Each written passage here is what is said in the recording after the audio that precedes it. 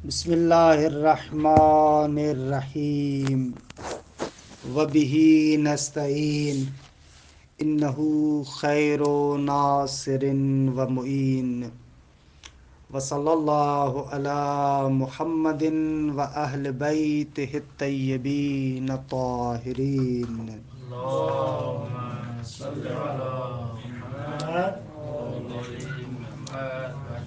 قال وعمومیت العلت تستلزم عمومیت الصفہ اقول یرید بیان انہ تعالی قادر علی کل مقدور وہو مذہب الاشاعرہ وخالف اکثر الناس فی ذلک۔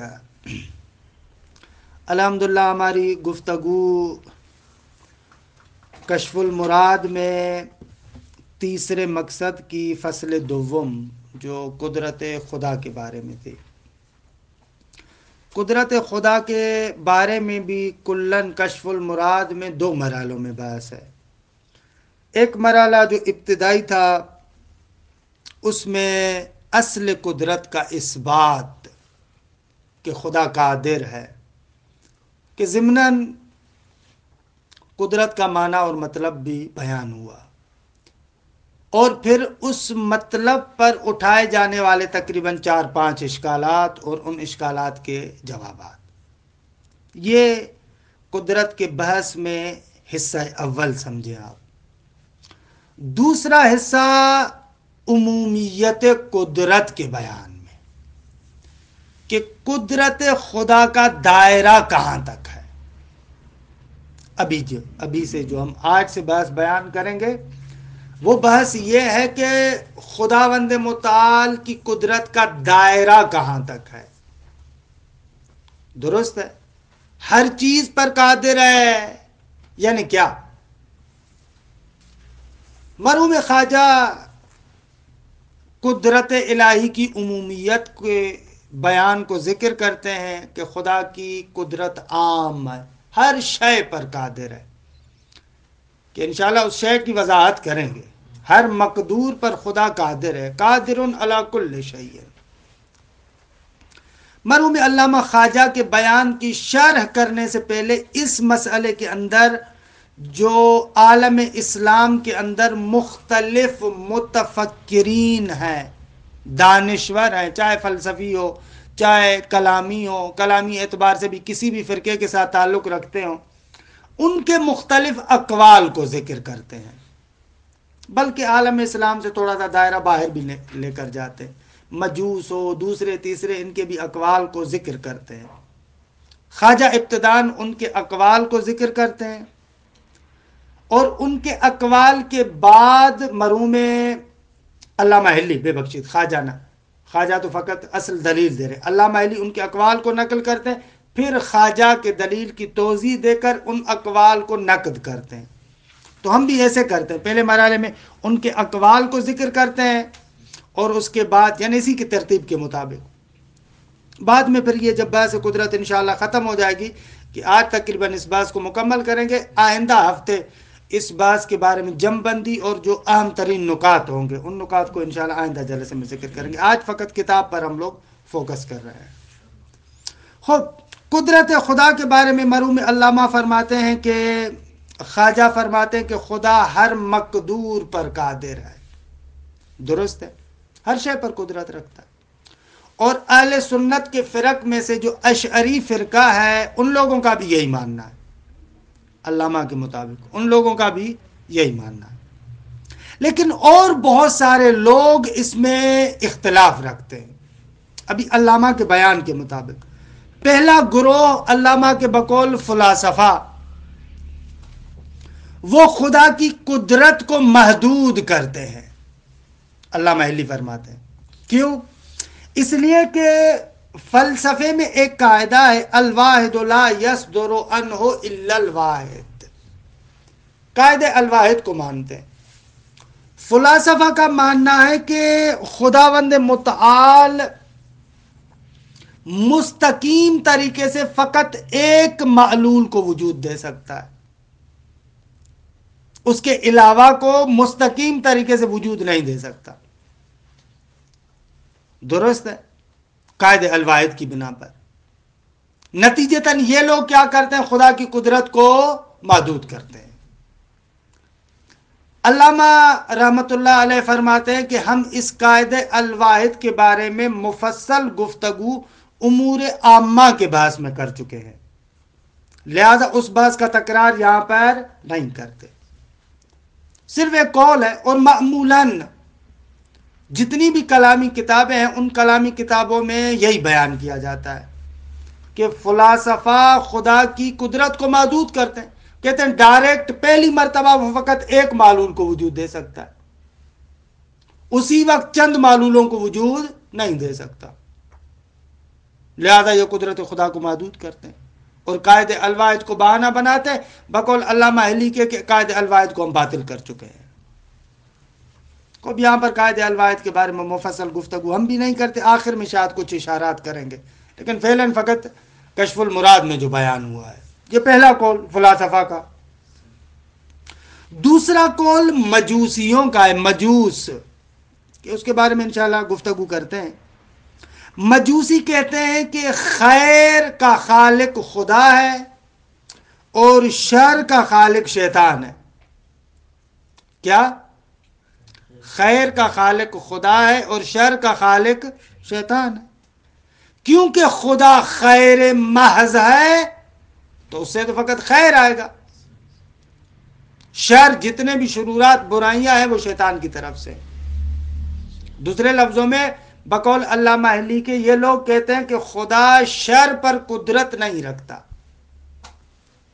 خدا شر پر قدرت نہیں رکھتا. دوسرا قول درست. اچھا، تیسرا قول ثنویہ، درست ہے. ثنویہ جو نور و ظلمت کے قائل ہیں، کہتے عالم کا مبدا دو چیزیں ہیں، خیرات جتنے بھی ہیں وہ نور کی جانب سے ہیں اور شرورات جتنے بھی ہیں وہ ظلمت کی جانب سے ہیں. یہ دو مبدا ہیں، اچھائی اور برائی کے دو مبدا ہیں، ایک نور اور ایک ظلمت. انشاءاللہ عبارت میں آتے ہیں تو پھر اس کو بیان کرتے ہیں کہ ثنوی اور مجوسیوں میں کیا فرق ہے. یہ دوسرا قول. تیسرا قول ایک معتزلی متکلم ہے نظام، یہ مشہور متکلم ہے معتزلہ میں سے، کہ اس کا اپنا نام ہے ابراہیم ابن سیار، نظام کے نام سے معروف ہے. معتزلی عالم ہے اور کہتے ہیں کہ کتب فلسفی سے اس زمانے میں اس کی بہت زیادہ آشنائی تھی اور فلسفیوں کے بہت سارے نظریات سے متاثر بھی تھا، لیکن تھا معتزلی متکلم. اس کا نظریہ یہ ہے کہ خدا کبھی کام پر قادر نہیں ہے. کبھی کام، جو کبھی کام ہے اس پر قادر نہیں ہے. کیوں؟ وہ دلیل یہ دیتا ہے کہ آقا کبھی کام کیوں کرتا ہے کوئی فاعل؟ یا تو اس کو پتہ نہیں ہے کہ یہ کبھی ہے یا نہیں، یا اس لیے کہ ضرورت مند ہے، حاجت ہے. کبھی اور برا کام انسان کیوں کرتا ہے یا کوئی بھی فاعل کیوں کرتا ہے؟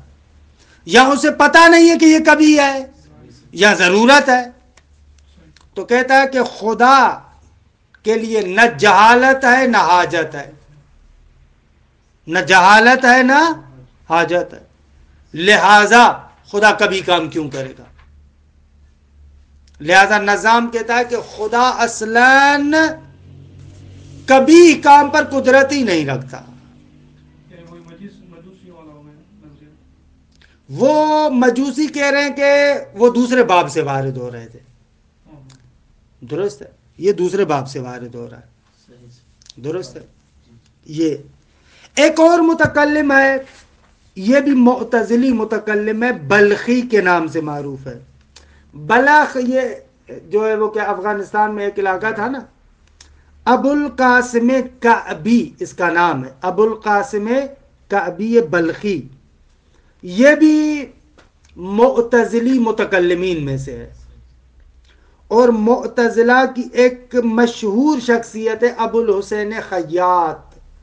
معتزلہ کے آثار کو جب فرق و مذاہب کی کتابیں آپ پڑھیں گے تو الانتصار ابو الحسین خیاط کی معروف کتاب ہے، یہ بلخی اس کا شاگرد ہے، ابو القاسم کعبی بلخی، درست ہے۔ اس کے علم اصول میں بھی بعض جگہوں پر نظریات نقل کرتے ہیں۔ یہ بندہ ہے، یہ بندہ کہتا ہے کہ خدا وہ چیزیں جو بندے کے لیے مقدور ہے نا، توجہ کیجئے گا، جو چیزیں بندے کے لیے مقدور ہے نا، اس جیسی چیزوں پر خدا کو قدرت نہیں ہے۔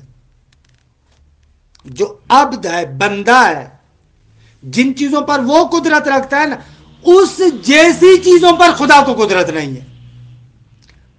مثل مقدور عبد خدا کی قدرت میں نہیں ہے۔ آپ اچھا کام بھی کر سکتے ہیں، برا کام بھی کر سکتے ہیں، فلاں بھی کر سکتے ہیں، ایسے ان چیزوں پر خدا کو قدرت نہیں ہے۔ کیوں؟ دلیل وہ یہ دیتا ہے، کہتا ہے کہ جو بندے کے افعال ہیں نا، وہ یا اطاعت ہے یا صفا ہے یا بے وقوفی ہے۔ آپ جتنے بھی کام کرتے ہیں، یا ان کو کہا جائے گا کہ اطاعت ہے یا صفا ہے، بے وقوفی ہے، نافرمانی ہے۔ خوب خدا کے لیے، خدا کے کسی کام کے لیے یہ کہنا کہ اطاعت ہے یا نافرمانی اصلا غلط ہے۔ اطاعت یعنی کوئی امر کرنے والا ہو، اس کی بات کو مان کر میں کسی کام کو انجام دوں۔ صفا یعنی کیا؟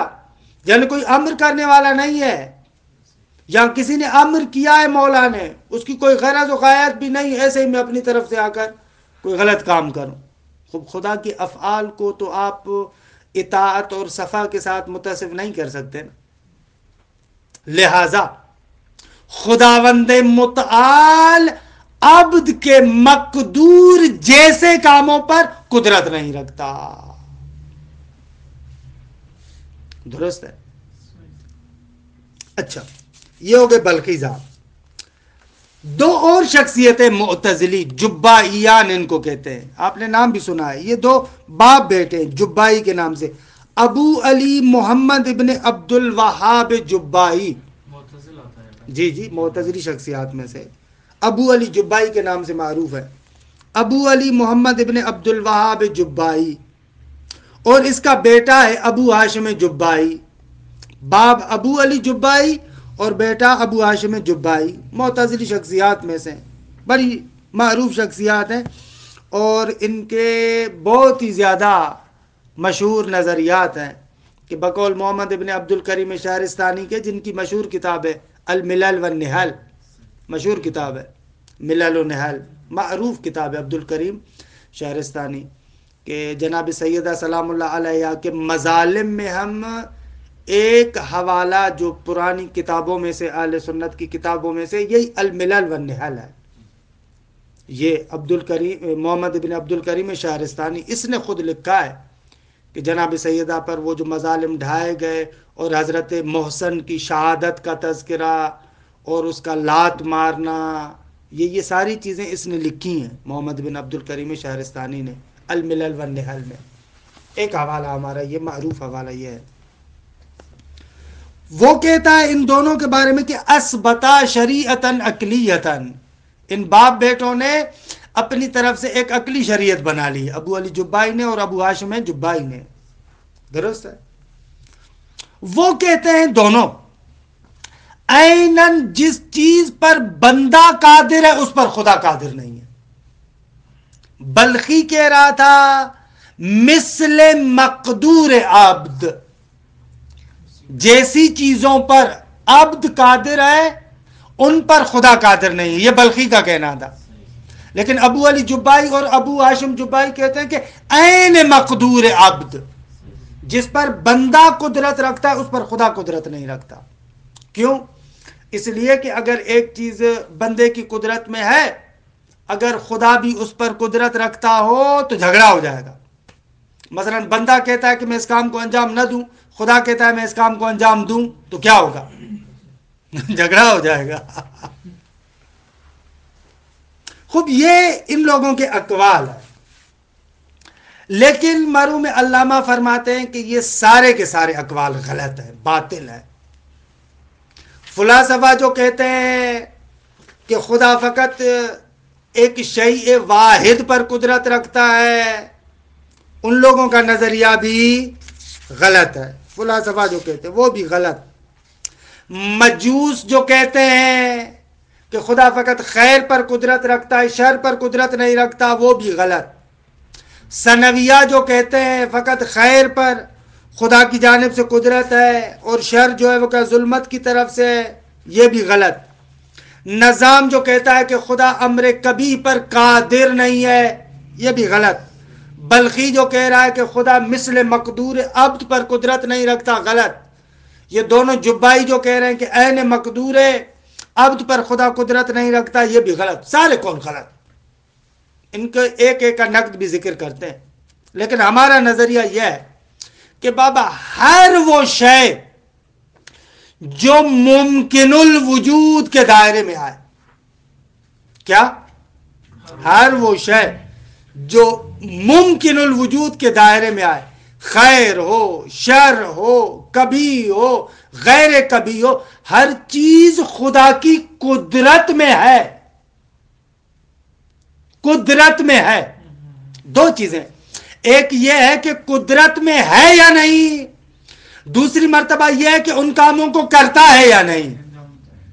یہ دو چیزیں فرق ہے۔ اصل قدرت کو ہم مانتے ہیں، اور میں اس کا معنی یہ تھوڑی ہے کہ ان کاموں کو کرتا بھی ہے۔ کبھی پر قدرت ہے، ظلم کر سکتا ہے لیکن کرتا تھوڑی ہے۔ کبھی کر سکتا ہے لیکن کرتا تھوڑی ہے، لیکن قدرت تو ہے۔ تم کہہ رہے ہو کہ اصلاً قدرت ہی نہیں، یہ غلط ہے، اس کو ہم نہیں مانتے۔ قدرت ہے، کیوں؟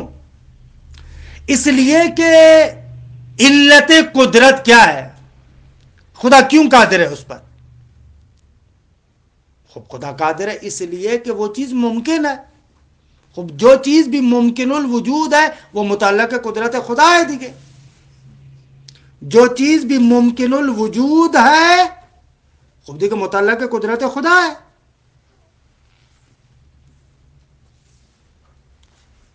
یہی خواجہ کی عبارت کا معنی ہے جو انہوں نے عبارت ذکر کی ہے نا، وَعُمُومِيَّةُ الْعِلَّةِ تَسْتَلْزِمُ عُمُومِيَّةَ الصِّفَةِ۔ عمومیت علت یعنی کیا؟ یعنی امکان۔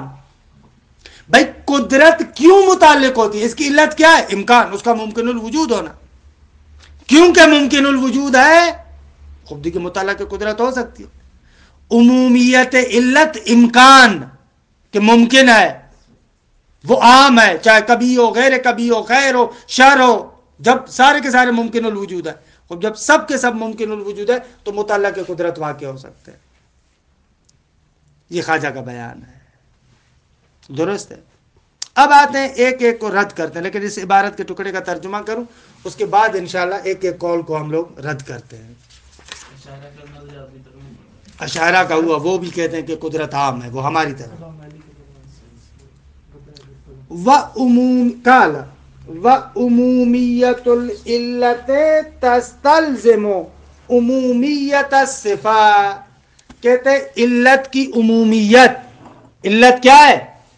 ایک شے کا ممکن ہونا، درست ہے، ممکن ہونا۔ کیوں متعلق قدرت ہے؟ کیونکہ ممکن ہے۔ انشاءاللہ آخر میں جم بندی کے طور پر ایک نقطہ ذکر کریں گے، جو ناممکن ہے نا، ممتنع ہے، وہ قدرت خدا کے دائرے سے باہر ہے، نہیں کہ وہ قادر نہیں ہے، اما وہ متعلق قدرت خود نہیں ہوتے۔ اس کی وضاحت کروں گا، 3-4 شبہات بھی ہے اور روایات میں بھی یہ مطلب آیا ہے۔ مثلا سوال کرتے ہیں، آیا خدا ایسا پتھر بنا سکتا ہے کہ جس پتھر کو خود نہ اٹھا سکے؟ خدا ایسا پتھر بنا سکتا ہے جس کو خود نہ اٹھا سکے؟ اب کیا جواب دیں گے؟ اگر آپ کہیں کہ نہیں بنا سکتا تو قادر نہیں، اور ادھر سے آپ نے کہا کہ بنا سکتا ہے لیکن اٹھا نہیں سکتا، تو بھی قادر نہیں ہے. دونوں طرف سے. آیا خدا، جو مشہور سوال ہے روایات میں بھی ہے، آیا ایسے ہو سکتا ہے کہ اس پوری دنیا کو ایک انڈے میں داخل کرے؟ نہ انڈا بڑا ہو نہ دنیا چھوٹی ہو. آیا خدا اپنی جیسا خدا بنا سکتا ہے؟ خوب ہم ان تمام چیزوں میں کہتے ہیں کہ یہ ساری کی ساری چیزیں محال ہیں. قدرت خدا کا تعلق اس شے کے ساتھ ہے جو ممکن ہے. محال شے کے ساتھ قدرت تعلق نہیں لیتی. وہ ہو نہیں سکتی نہ کہ وہ کر نہیں سکتا. دو چیزیں. اس کے لیے عرفی مثالیں بھی ہم دیتے ہیں بات کو سمجھانے کے لیے. ایک بہترین مصور پینٹر لے کر آئے آپ، دریا کے کنارے اس کو کھڑا کریں، اسے کہیں کہ آغا یہ جو پانی بہ رہا ہے اس کے اوپر بہترین مجھے نقاشی کر کے دو، وہ بنائے گا؟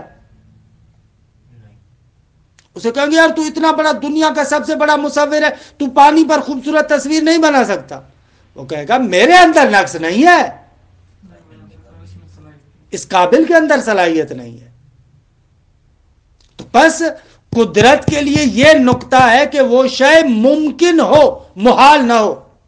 محال کے اندر خود صلاحیت نہیں ہے کہ وہ نہیں ہو سکتی، نہیں کہ خدا نہیں کر سکتا. کہ انشاءاللہ آخر بحث میں اس کو میں نکات جو وہ ہے کیا کہتے ہیں تکمیلی نکات، ان میں ان اعتراضات کو ایک ایک کر کے بیان بھی کروں گا اور زیادہ توضیح دوں گا. لیکن یہاں پر فقط اتنا عرض کرنا چاہ رہا ہوں کہ قدرت کے دائرے میں وہ چیز آتی ہے جو ممکن ہو. اچھا ممکن چاہے عادی ہو یا غیر عادی ہو، اس سے فرق نہیں پڑتا. یہ آپ فرق کریں. عام طور پر جو عمومی لوگ ہیں عرف، وہ غیر عادی کام کو بھی ناممکن کہتا ہے. ہم یہ نہیں کہنا چاہتے. غیر عادی کام بھی ہو نا، اس کو بھی عرف کیا کہتا ہے؟ ناممکن. عرفی ناممکن کی بات نہیں کر رہے، عقلی ناممکن کی بات کر رہے ہیں.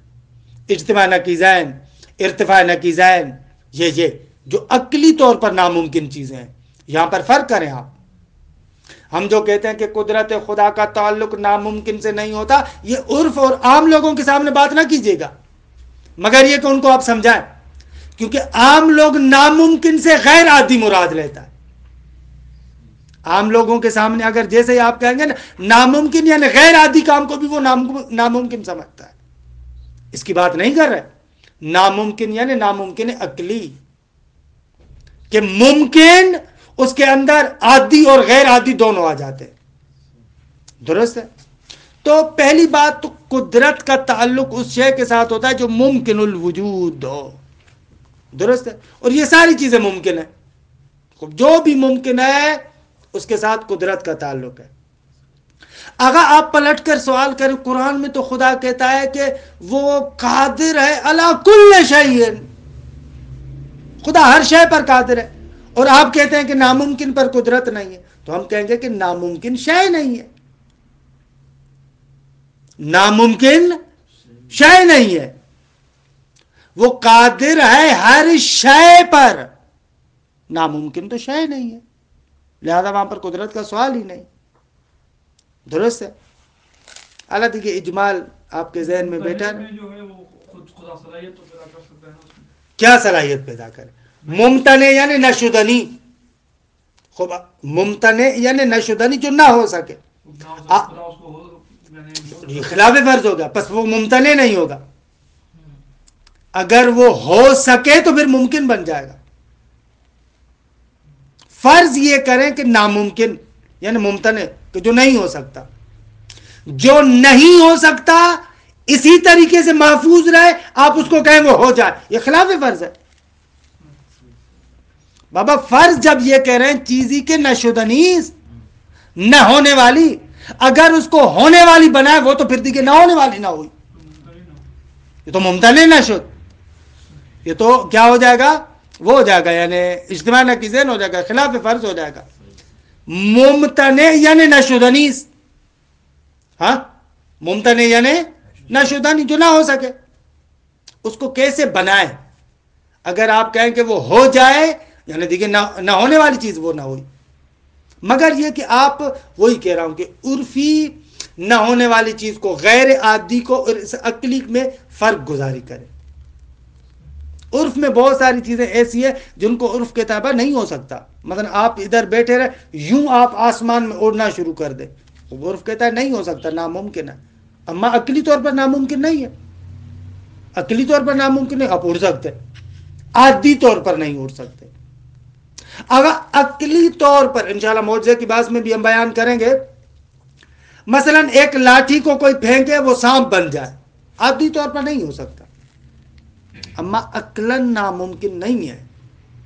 ہم لوگوں کو عرفی ناممکن اور عقلی ناممکن میں فرق کرنا ہوگا. یعنی وہی ہوگا کہ معجزہ جو ہے وہ مطابق عقل ہے، مطابق عرف نہیں لیکن مطابق عقل ہے. بھلے دوسرے لفظوں میں ممکن الوجود ہے، ممتنع الوجود نہیں ہے، اگرچہ فعل عادی نہیں ہے. عادی فعل نہیں ہے، بس کی بات نہیں ہے. ہاں عادی فعل نہیں ہے، عادی فعل نہیں، اسباب عادی نہیں ہے اس کے، غیر عادی ہے، غیر عادی فعل ہے. انشاءاللہ معجزے کے بعد میں وضاحت کریں گے. جیسے محال چیزیں ہیں وہ تو ہم بھی نہیں کر سکتے، مثلا یہ ہم کہیں گے ہم بھی نہیں کر سکتے. نہیں کر سکتے کا یہاں پر سوال غلط ہے.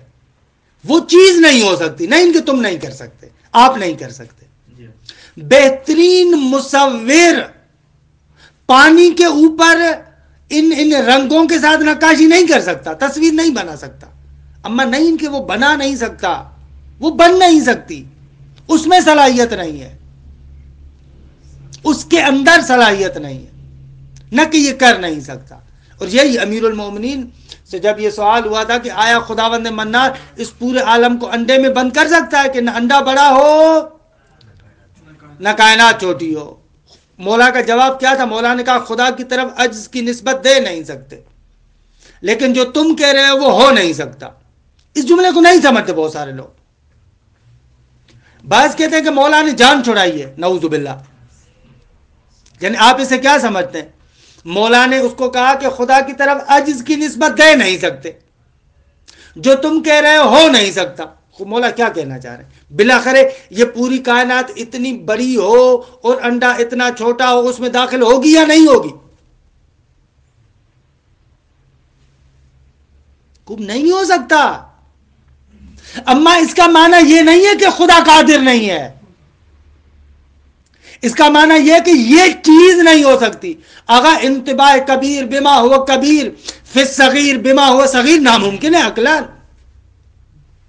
عقلاً ناممکن ہے. اسی کو مولا نے کہا جو تم کہہ رہے ہو وہ نہیں ہو سکتا، نہیں ہو سکتا، نہیں کہ وہ کر نہیں سکتا. قدرت کی بات نہیں ہے، اصلاً قدرت کا یہاں پر تعلق نہیں ہوگا. قدرت وہاں پر ہو جو چیز عقلاً ہو سکتی ہو. دقت کریں، یہ عام نقطہ ہے. اکثر لوگ اس ناممکن عقلی اور ناممکن عادی میں فرق گزاری نہیں کرتے، پھر بہت سارے مسائل وہ ہو جاتے ہیں، یعنی گڈمڈ ہو جاتے ہیں. تو یہ کہہ رہے ہیں وہ عمومیت العلت، جو علت کی عمومیت ہے یعنی امکان، جہاں جہاں پر امکان ہے. تستلزم عمومیت الصفات، خوب دیکھیے عمومیت صفت کا مستلزم ہے. درست ہے. اقول یرید بیان انہ تعالی قادر علی کل مقدور. مرحوم علامہ علی فرماتے ہیں کہ خواجہ چاہتے ہیں کہ خدا کے بارے میں بیان کریں کہ وہ ہر مقدور پر قادر ہے. وَهُوَ مذہب الاشاعرہ، خوب یہ اشاعرہ کا مذہب ہے. وخالف اکثر الناس فی ذالک، اور بہت سارے لوگوں نے اس میں اختلاف کیا ہے. البتہ اشاعرہ کو ہمارے ساتھ نہ ملاتے. خواجہ علامہ علی تو اچھا ہے، اشاعرہ اصلاً غیر خدا کو قادر ہی نہیں مانتے، وہ پاؤں آگے بڑھا دیتے، ان کو ہمارے ساتھ نہ ملائے. وہ غیر خدا کو قادر ہی نہیں مانتے، بندے کی قدرت کے قائل ہی نہیں. کیوں؟ فَإِنَّ الْفُلَاسَفَةَ قَالُوا، کیونکہ فلاسفہ کہتے انہ تعالی قادر علی شیء واحد، خدا فقط ایک چیز پر قادر ہے. کیوں بابا؟ اس لیے کہ وہ قانون الواحد کو مانتے. لأن الواحد لا يتعدد اثره، کیونکہ واحد کا اثر متعدد نہیں ہو سکتا. الواحد لا یصدر عنہ الا الواحد. وقد تقدم بطلان مقالتہم، ان لوگوں کی بات کا بطلان امور عامہ میں گزر چکا. اب یہاں پر بریکٹ میں صرف ایک جملہ میں کہہ رہا ہوں بیچارے فلسفیوں کی حمایت میں کہ ان کے ساتھ ناانصافی ہو رہی ہے. اگر فلاسفہ کے ساتھ آپ ایسے کیوں کہہ رہے ہیں کہ وہ خدا کی قدرت، عمومی قدرت کے قائل نہیں ہیں؟ وہ قاعدہ الواحد میں کہتے ہیں، اللہ وہ ان کی جو تفصیلات ہے اپنی، اس کے علاوہ شے عقلاً ناممکن ہے، ممتنع ہے. دقت کیجیے گا. وہ کہے کہ مستقیم طریقے سے خدا سے ایک ہی صادر ہو سکتا ہے. مستقیم طریقے سے دو چیزیں پیرالل اس سے صادر نہیں ہو سکتی، عقلاً ممتنع ہے. خوب آپ ان کے ساتھ بحث یہ کریں نا کہ یہ عقلاً ممتنع نہیں ہے، نہیں کہ وہ قادر نہیں مانتے. دقت کیجیے گا. ناممکن کے بارے میں تو آپ بھی کہتے ہیں نا کہ وہ ناممکن مطالعہ کے قدرت نہیں ہوتا. ناممکن کے بارے میں آپ بھی کہتے ہیں کہ ناممکن ممتنع مطالعہ کے قدرت نہیں ہوتا. مطالعہ کے قدرت وہ چیز ہے جو ممکن ہو عقلاً، اما اگر ایک چیز ممتنع ہو تو وہ مطالعہ کے قدرت ہی نہیں ہے. آپ نہیں کہیں گے کہ خدا قادر نہیں ہے.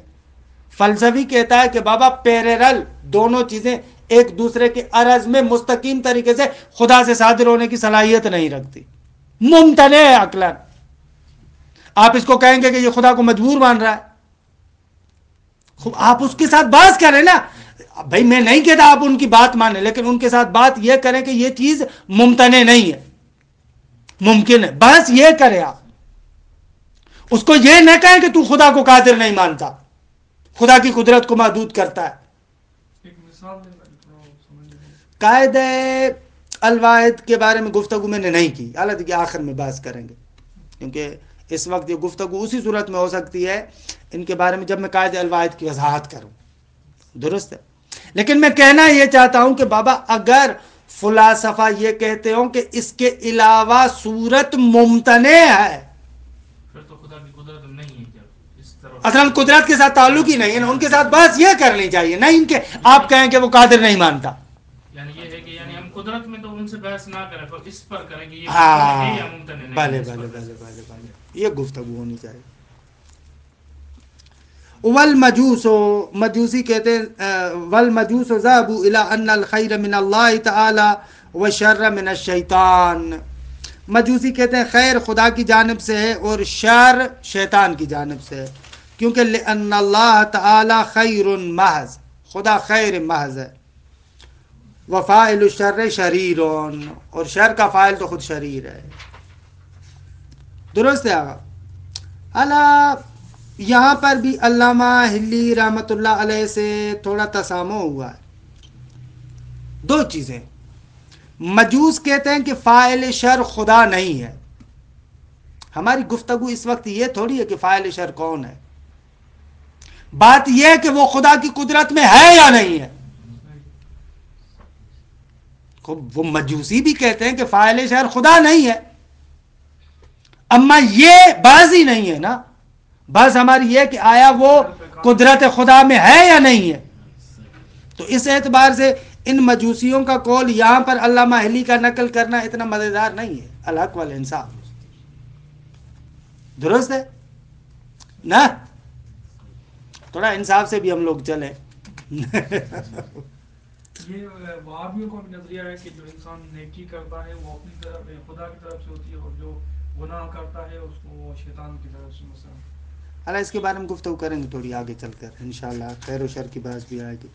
اب مجوس معمولاً کہتے ہیں وہ لوگ کہ جو زرتشت کے قائل ہیں. اللہ زرتشت کے بارے میں اختلاف ہے. بعض لوگ کہتے ہیں کہ وہ نبی تھے، آئین زرتشتی کو جو مانتے، خود زرتشت کے بارے میں کہتے ہیں وہ نبی تھا.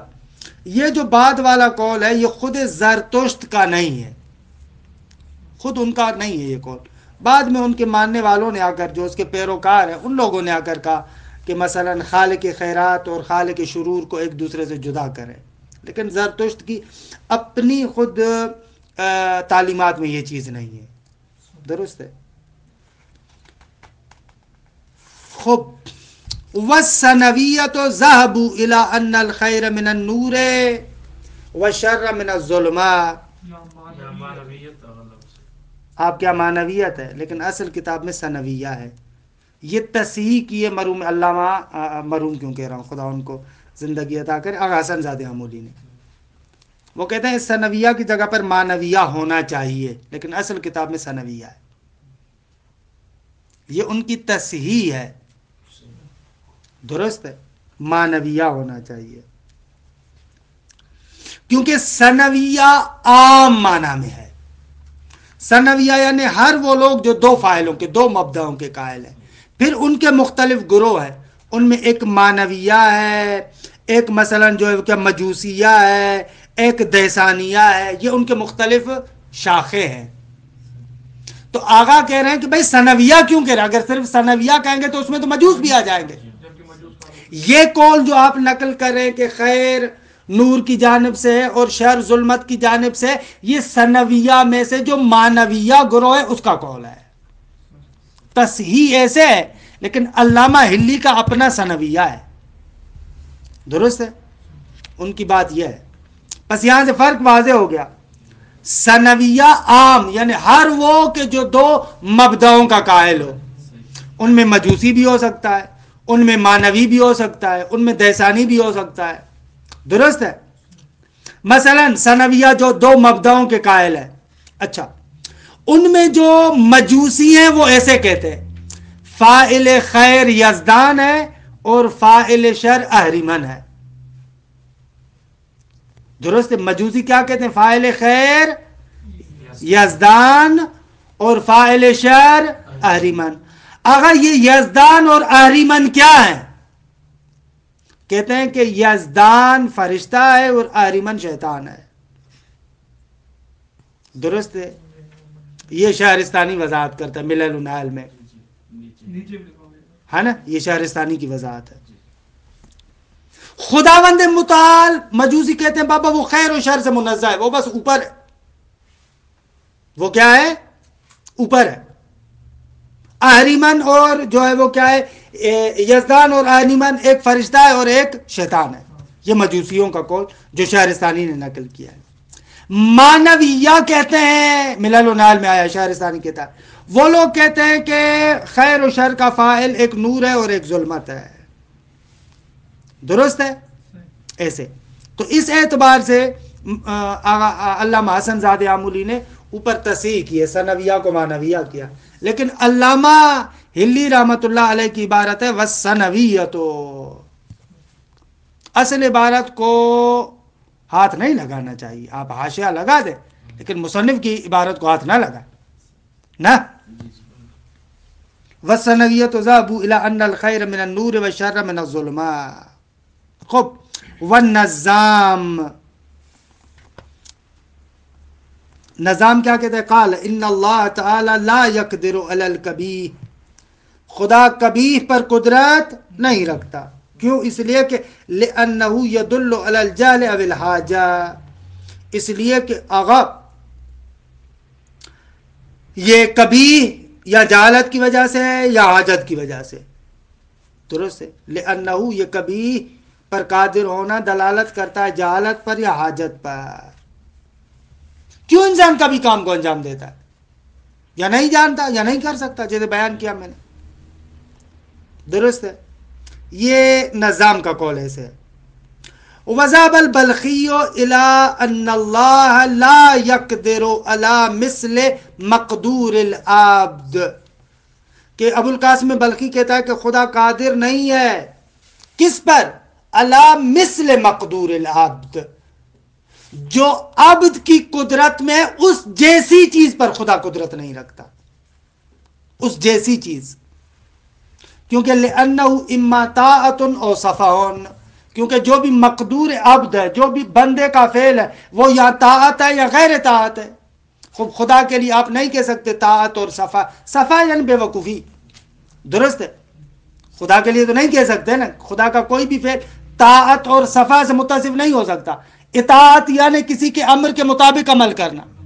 خوب خدا کے بارے میں تو ایسے نہیں ہے، خدا پر کون امر کرے گا؟ لہذا جو بندے کا فعل ہے اس جیسے فعل پر خدا کو قدرت نہیں ہے. البتہ یہاں پر بھی علامہ ہلی رحمت اللہ علیہ نے بلخی کی بات کو آدھا نقل کیا ہے، مکمل بات ایسے نہیں ہے. مکمل بات اس کی خود علامہ ہلی کی ایک اور کتاب ہے، اس کی شرح کی ہے فاضل مقداد نے، وہاں پر نقل کیا ہے ہدایت المسترشدین، درست، ارشاد الطالبین الی نہج المسترشدین، بے بخشید، ارشاد الطالبین الی نہج المسترشدین، فاضل مقداد کی، انہوں نے اس کی بات کو مکمل نقل کیا. بلخی ایسے کہتا ہے، اس کی بات یوں ہے، بلخی کہتا ہے کہ جو بندے کا مقدور ہے نا، جو بھی فعل، وہ تین میں سے کوئی ایک ہوگا، یا طاعت ہے یا صفا ہے یا عبس ہے. انہوں نے کیا نقل کیا؟ فقط طاعت اور صفا، عبس کو نکال دیا. کیونکہ بلخی استدلال یوں قائم کرتا ہے، جو بندہ بھی وہ کام کرتا ہے یا اس کی غرض ہے یا غرض نہیں ہے، بندہ جو کام کرتا ہے اس کی یا غرض ہے یا غرض نہیں ہے. اگر غرض نہ ہو تو اس کو کہتے ہیں عبس، اگر غرض نہ ہو تو اسے کیا کہتے ہیں؟ عبس، بیہودہ. اور اگر غرض ہو، درست ہے، تو یا وہ شریعت کے امر کے مطابق ہے، اطاعت ہو جائے گا، یا شریعت کے امر کے مطابق نہیں ہے تو صفا ہو جائے گا. یہ تین صورت ہے، اور خدا کے لیے تینوں چیزیں غلط ہیں. آپ نہیں کہہ سکتے کہ خدا کے فعل کی غایت نہیں ہے تاکہ عبس ہو، نہ، ایسے نہیں ہے.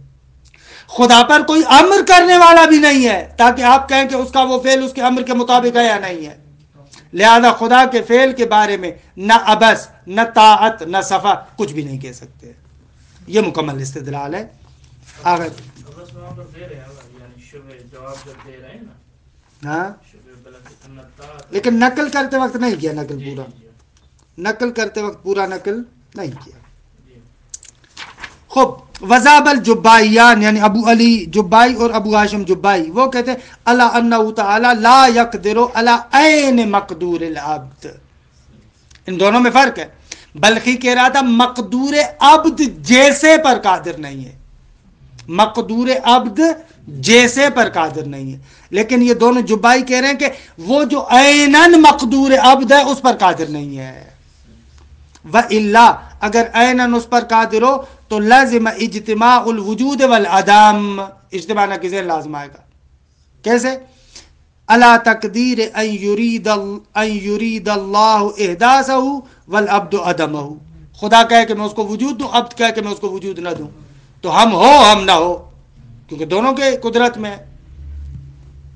وَهَذِهِ الْمَقَالَاتُ كُلُّهَا بَاطِلَةٌ، آگا یہ ساری باتیں باطل ہیں. لأن المقتضی لتعلق القدرت بالمقدور انما هو الامکان.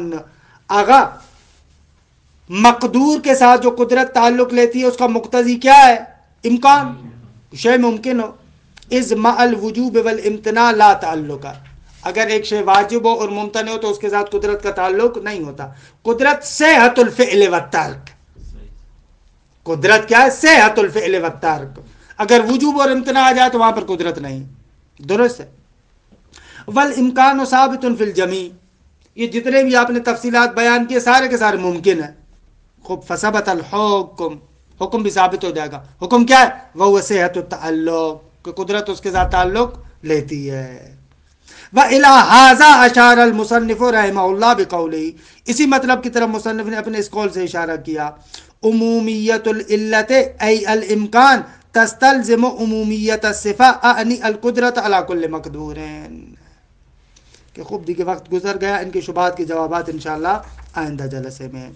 وصلی اللہ علی محمد و آل بیتہ الطیبین الطاہرین.